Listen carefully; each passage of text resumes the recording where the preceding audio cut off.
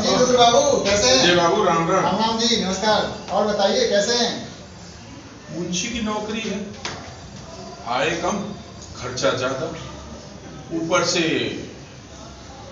नौकरानी का खर्चा, नहीं भी चाहो तो भी बच्चे का लालन पालन का मोह, और ऊपर से अपने ही लोगों की ठेठेदारी का, अपमान का तो बोझ खर्चा सहना ही पड़ता है। सही कह रहे हो, हम मिडिल क्लास लोगों को तो खर्चे को सीमित करना पड़ता है। तो ये नौकरानी को आय को क्यों नहीं निकाल देते? थोड़ा खर्च भी कम हो जाएगा।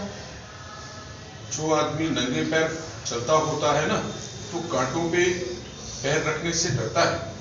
और आपका स्वभाव भी तो ऐसा नहीं है कि आप मना कर सकते हो एकाएक। मना करने का कारण नहीं लगता ना, बच्चे की सेवा सुविधा ज्यादा जरूरी है। खर्चे तो रहेंगे मगर बच्चे का सेवा सुविधा ज्यादा जरूरी है। दाई का लगाव भी हो गया होगा बच्चे से। तो बहुत ज्यादा है, कहने की कोई बात ही नहीं है। और भाभी जी तो चाहती होगी कि निकाल दे ताकि कुछ खर्च कम हो जाए। वो तो शुरू से ही कैलाशी के बस उसको फूटी आंख नहीं सुहाती है। क्या करे, इसी में निभाना पड़ता है। चलो ठीक है जी, चलते हैं।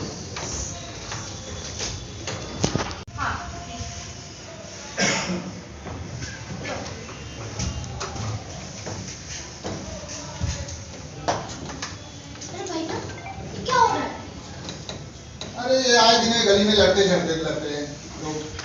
तो ठकुराइन का बेटा है ना? हाँ जी सही पहचाना, वही है। खा पी के लड़ते रहते हैं और जाम लगाते हैं अलग से।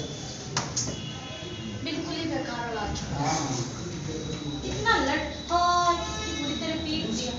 क्या करते, दिल्ली का इसका ये भी है। अरे भैया टाइम का हो रहा है? टाइम तो 3 बज गए। 3? हाँ जी। उधर मिठाई तो उधर है एक और। ओके ओके, ये लीजिए। ये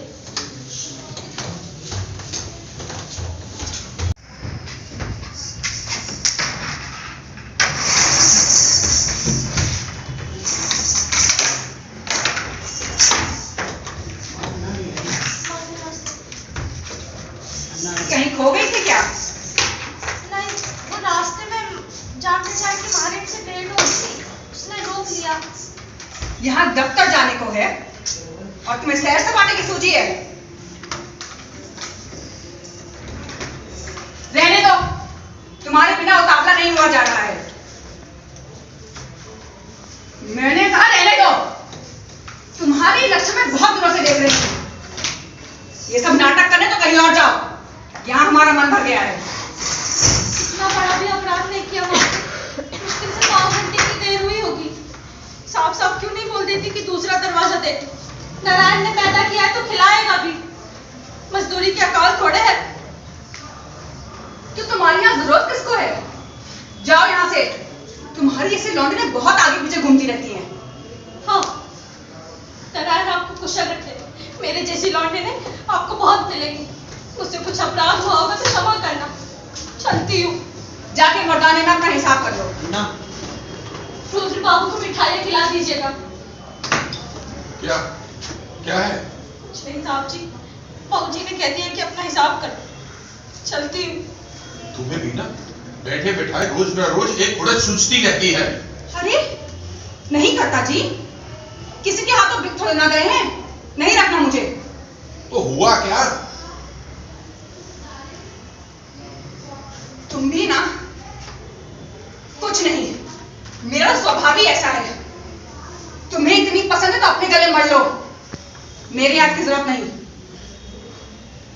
तुम भी ना ठीक है। ना ना रुद्र बेटा आ जा। अरे मेरा बच्चा आ जा। मेरे अन्ना के पास जाना।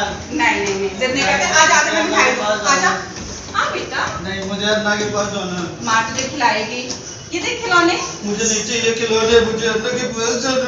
रुद्र जिद मत करो। रुद्र मुझे अन्ना के पास जाना है। रोना बंद करो, ये ठीक बात नहीं है बेटा। मुझे अन्ना के पास जाना है। रोने दो, रोते रोते अपने आप ही सो जाएगा। मुझे अन्ना के पास जाना है। मुझे अन्ना के पास जाना है। अन्ना उठो।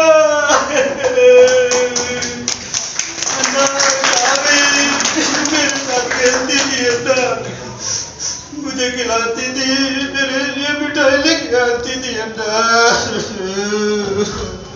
अन्ना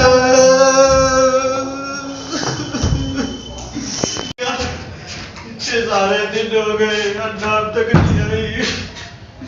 अन्ना कब आएगी? अन्ना, अन्ना मेरे लिए खिलौने लाती थी, मेरे लिए मिठाई लेके आती थी। मुझे कुछ के बिना कुछ अच्छा नहीं लगता अन्ना, अन्ना, अन्ना।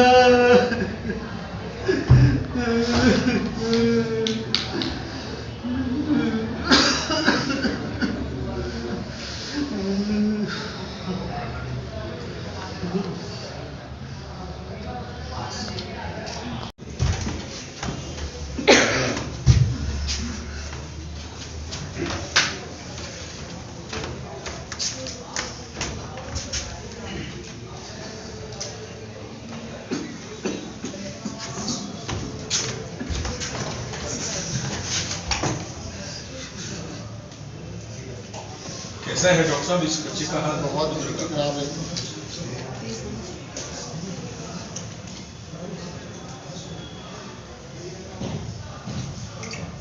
बहुत बुरी हालत है जी। मैं कुछ दवाइयाँ लिख देता हूँ, लेकिन फिलहाल आप ले लीजिए, इन दवा से होने वाला नहीं है इसका। बहुत बुरी हालत है इसका, दिमागी रूप से कुछ असर हुआ है। आपका ख्याल रखना पड़ेगा आपको अच्छे से इसे। ठीक ठीक है जी।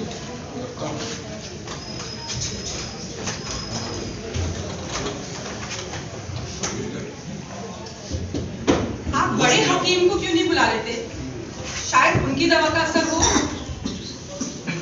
बड़े हकीम ना है, धनवंतरी भी आए ना तो कोई फर्क नहीं पड़ेगा। तो क्या इसका इलाज नहीं होगा? इलाज तो है पर अलग है। तुम्हें बिना एक ही रट सवार है, क्या वो बुढ़िया आपकी इसको अमृत पिला देगी? वो तुम्हारे लिए जहर होगा, मगर इसके लिए अमृत ही है। मुझे ऐसा नहीं लगता। ईश्वर के अधीन कुछ नहीं। तो अब भी नहीं समझी ना, और आगे भी नहीं समझी तो हाथ धो बैठोगी बच्चे से। ऐसी अशुभ बातें कौन बोलता है? तुम्हारे मुंह से सिर्फ कटु शब्द निकलते हैं। ऐसी जड़ी खोटी सुनानी तो बाहर चले जाओ। ठीक है, जाता हूं, मगर याद रखना ये हत्या तुम्हारे ही गले पड़ेगी। तुम क्यों जाओगे? मैं ही चली जाती हूँ।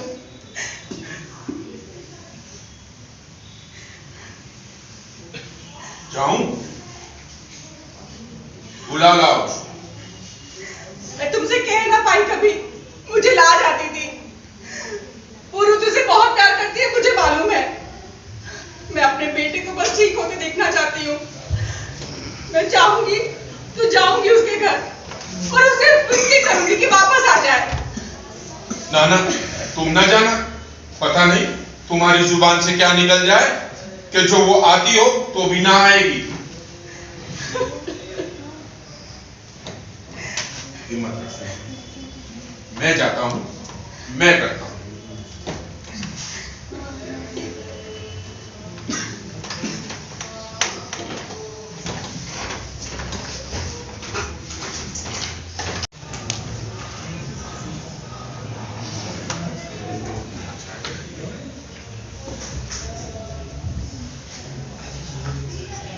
न जाने क्यों मालकिन को इतनी नफरत है मुझसे।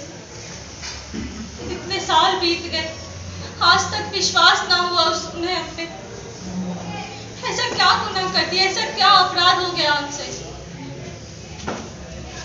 हर बार वह कोई ना कोई बहाना ढूंढती कि कैसे न कैसे करके वो मुझे निकाल सके। उस दिन भी इतनी बड़ी गलती नहीं थी, बस थोड़ी देर लेट हुई और इतना सुना दिया। हमारा भी आत्मसम्मान, 2-3 बातें हमने भी बोल दी,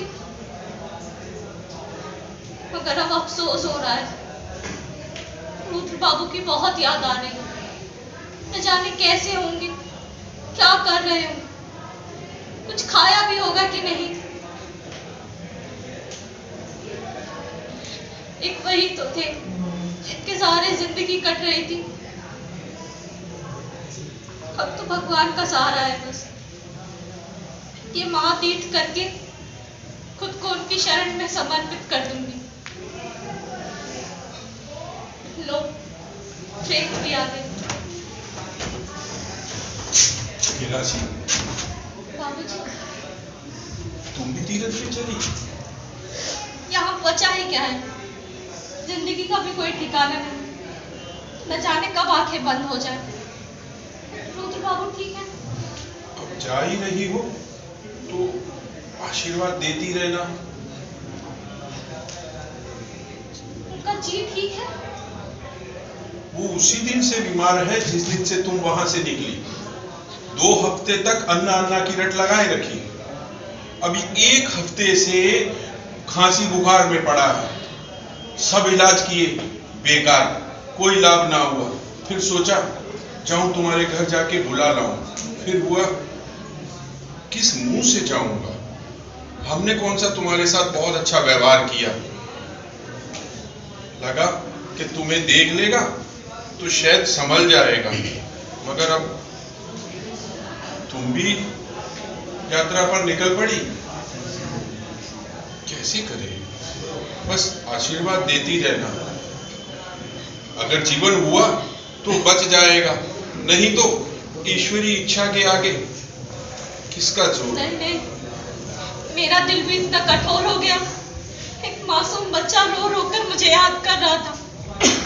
परिशुद्धता का स्वभाव कैसा भी हो, लेकिन इसमें रुद्र की क्या गलती? माँ की करने की सजा मैंने बच्चे को दे दी। हे प्रभु, मुझसे बहुत बड़ा अपराध हो गया, मुझे क्षमा करना। मुझे न पता था रुद्र बाबू इतना प्रेम करते हैं मुझसे। दूध पिया है उन्होंने। तुम दूध की बात करती हो? अरे उसने 2 दिन से आंख नहीं खोली है। मुझे महातीर्थ नहीं करना। कुली, आगे जल्दी। सामान उठाओ। चलिए बाबूजी। चलिए।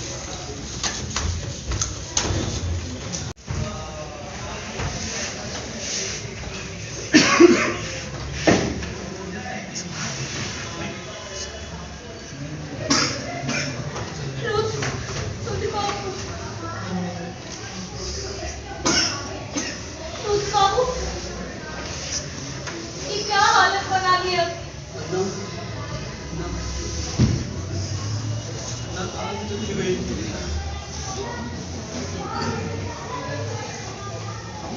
ये लो, इसे खाओ।